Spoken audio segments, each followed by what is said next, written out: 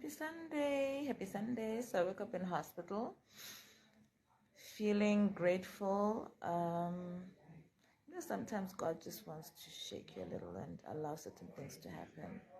1 minute I'm walking and 1 minute I've got a broken ankle. I just want to,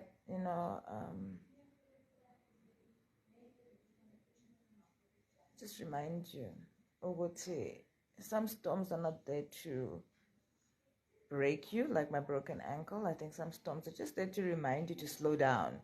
And some are just there to restructure you, restructuring of a bone. When I looked at the process of the operation and I looked at the process of putting steel things in my ankle and the process of the cement and crutches being brought to me, I realized that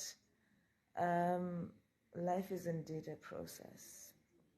I've decided to embrace it because when I look at where I'm coming from, I'm like, dear Lord, what is a broken ankle? Fuck all to me.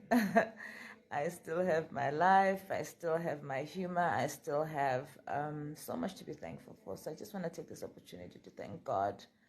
It could have been worse, right? I went to play golf with friends.